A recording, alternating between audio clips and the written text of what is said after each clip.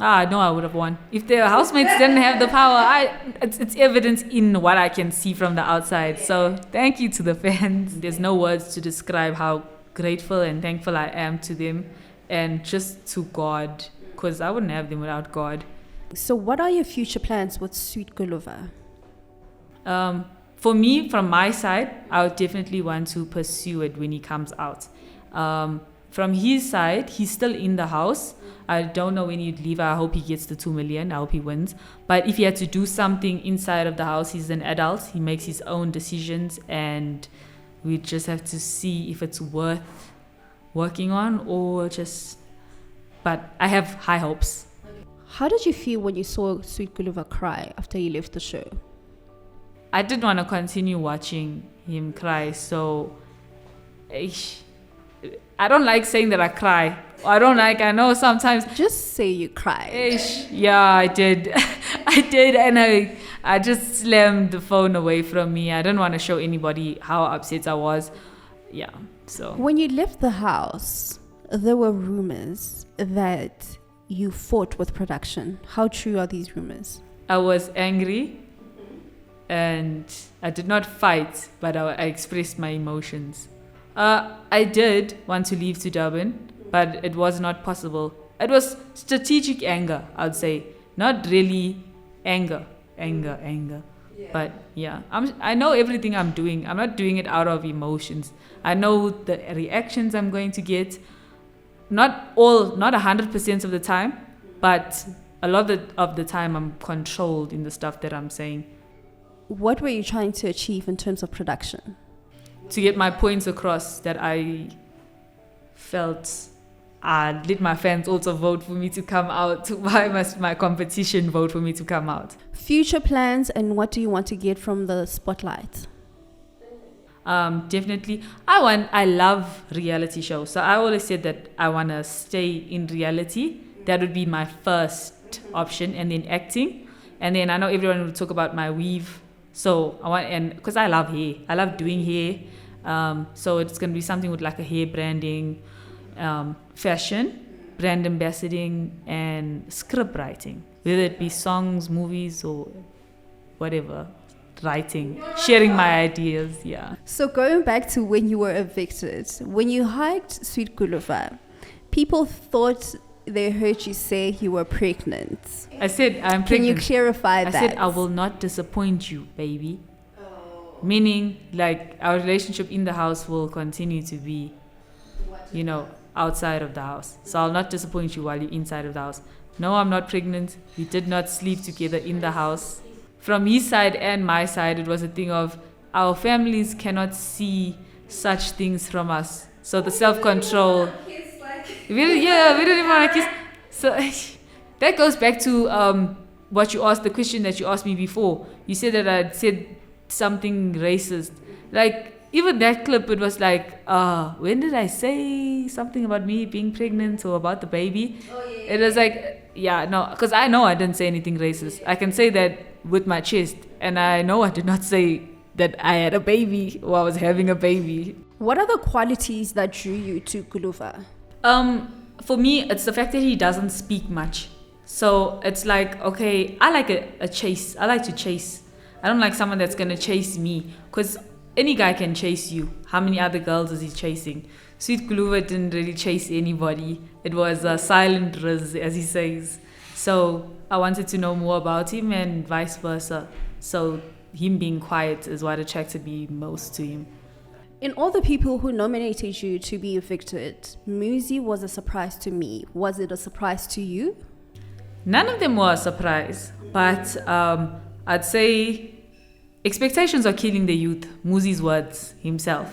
So if you expect something, you're not going to get what you expected. You're just not going to get it. It's the reality of things. So I wouldn't say I didn't expect him to nominate me. But I knew that he didn't really fancy me because of certain... And I also had a conversation with Sweet Guluva saying, I don't really trust Muzi too much. He gives me off vibes. And so it wasn't really a surprise. But it would... I didn't think so early. Describe your relationship with Swiss before he had to do what he had to do. In the beginning, I'd say we had a civil relationship. I wouldn't say I liked him, even though we both from KZN. He was okay. But as time went by, because I analyze people a lot, so I'm not perfect at it all the time, but most of the time I'd say I'm right. So I always saw like, hey, this one, he's a bit two-faced. I saw it from one of the incidents I had. It was the one where I asked him if he liked Tyrone, but it's just a question, and he took it as I was being homophobic. And he went and he told Tyrone, and Tyrone was crying, and I was actually so sad about that, because I think it was around the 3rd or 4th day, because I actually really liked Tyrone. And then I was like, oh, so this was a conversation just between you and I. Not to say you couldn't tell Tyrone, but it was like you took the wrong version of it, And then he didn't like me, I guess, and I also didn't like him after that. In the game, though. Outside of the house, it would be a different story. I would be open to getting to know more of him besides him playing a game. So when you get into a fight, you turn to throw everything at the person. What drives you to fight like that? Because this is no excuse for the words that I say. In that moments, I'm really heated, and I wouldn't say that I don't have self-control. I obviously can choose not to say those things, but I choose to say them because if you had seen my fights with Bonnie B and with Mshini, or I don't recall who else I might have had an argument with, I don't start them. So it's like, I'm leaving it down. Why aren't you leaving it down? You want to initiate a fight with me. So obviously you want something from me. And because we are on Big Brother Umlilo, I give back the fire. But outside of the house, I'll just probably be like, ah, man, you're irrelevant. I'd say it's not anything personal from my side. It's just me wanting to fight back because you started a fight with me. There's nothing from my childhood that makes me feel like I want to fight. What is the best advice that you got when you were inside the house? During the time, the best advice I received, don't give everybody your attention. Not everyone deserves your full attention. Don't react to everything. Who gave you that advice? Sweet Guluva. And what do you miss about the house? I miss Thursdays.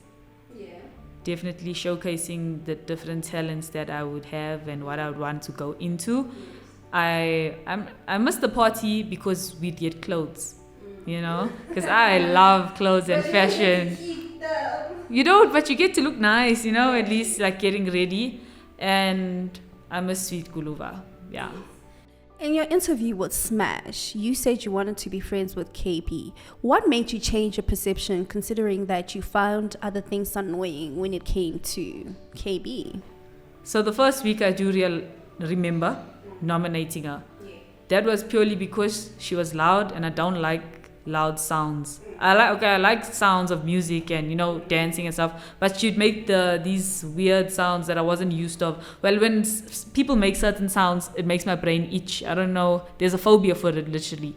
So then after I nominated her, I realized that I shouldn't have during that first week, because she's actually a nice person and I liked her as a friend. And then in that first week, I'd fought with Bonnie. So coming to the end of that first week, having the fights with Bonnie and all of those things, I tried to befriend Bonnie by putting KB down, because I knew that they did not like each other, which is very wrong of me, because I actually like both of them now. We actually do speak now that we're both out of the house. Why did you refer to her as the rape girl? It was just wrong of how I referred to her. That I shouldn't have done that. I still regret it up till now. My mom was very angry, especially finding out when I came out how she behaved towards that.